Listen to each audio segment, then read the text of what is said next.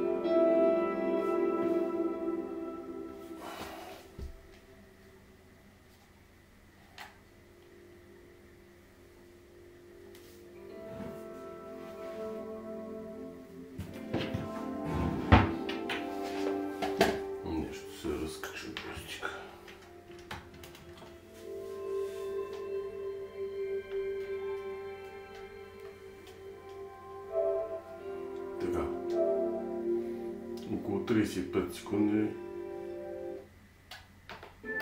отнема процедурата.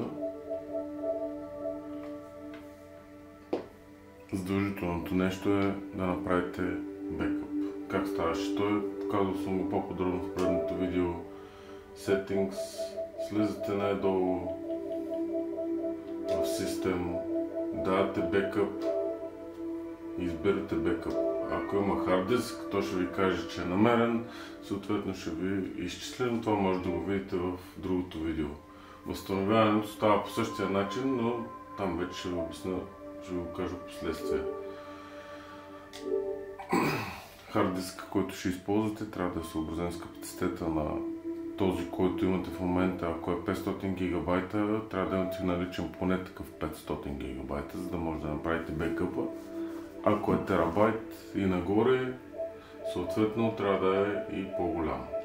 Ето сега, за да видите разликата, това е с оригинален хард от 500 ГБ, който по-голямата му част е заета. Сега ще разминя, аз вече съм направил цялата процедура, ще разминя хард дисковете и ще ви покажа нещо различно, което направих от предния път, защото се сблъсках отново същия проблем, който имах и бекъпа не, т.е. възстановяването не се завърши до край. Наложи се да направя нещо различно, за да се получат нещата. Ще се видим след малко.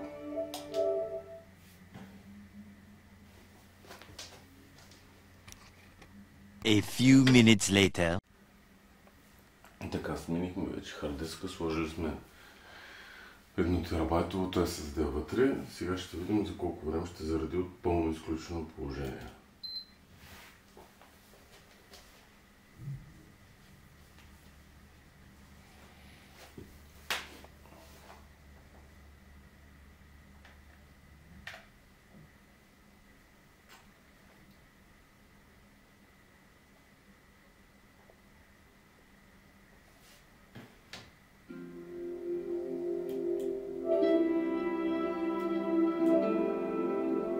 Както виждате, разликата във времето за зареждане е почти двойно по-бърза. И така. Не тук, извинявам се. Ето вече Storage. Както виждате, вече имаме 1 терабайт обем и съответно бекъпа е възстановен. Както казах предния път, това става от System, Backup and Restore, даваме Restore и съответно ще покаже файла, PlayStation ще се рестартира и ще започне самото възстановяване. Тук има една уловка. Значи, като цяло, в момента в който поставите, сега ще изключа PlayStation, в момента в който поставите новия хард диск в PlayStation, ще трябва да му сложите нов софтуер.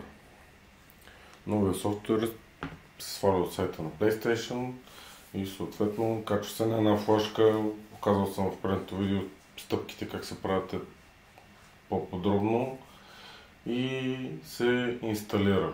Вкарва се PlayStation в Safe Mode.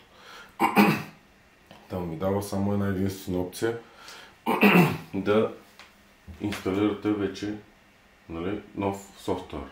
След като мини цялата инсталация, изключваме PlayStation. Това, което аз направих, защото рестора ми заби на 60% и съответно не се възстанови, а тук имаме промяна на обема на хард диска и съответно пълното копиране не ми върши работа, поради проста причина, че остава 500 гигабайта, които са неизползваеми.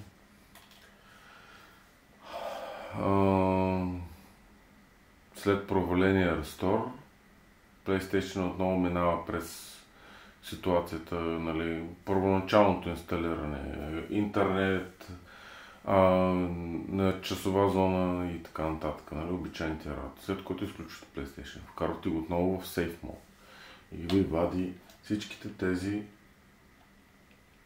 неща, които може да изпълните. При първоначална инсталация имате само активно номер 7.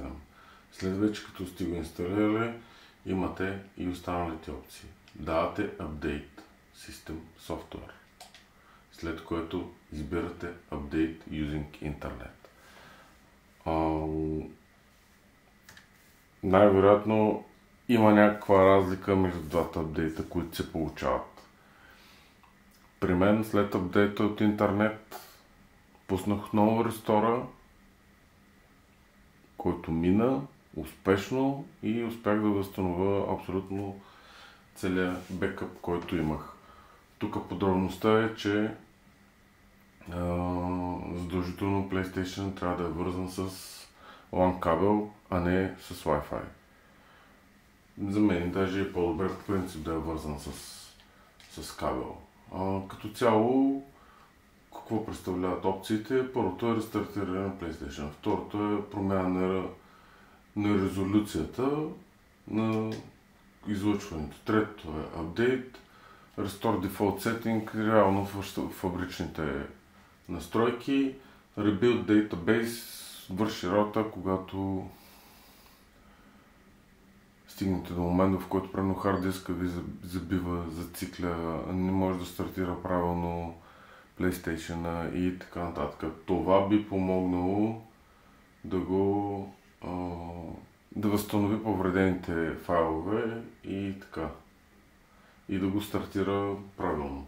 Това е изцяло нова инсталация, а това е един вид като преинсталиране на вече съществуващия софтуер.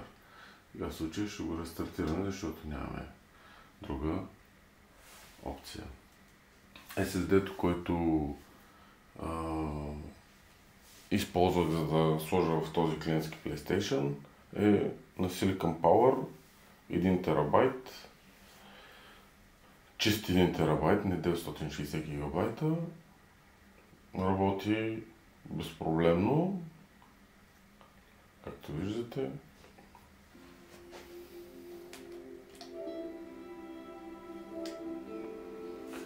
Единственото след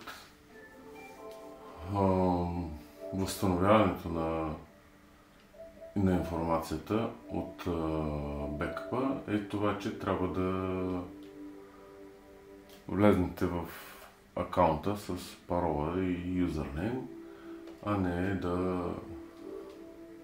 не става автоматично. Това е.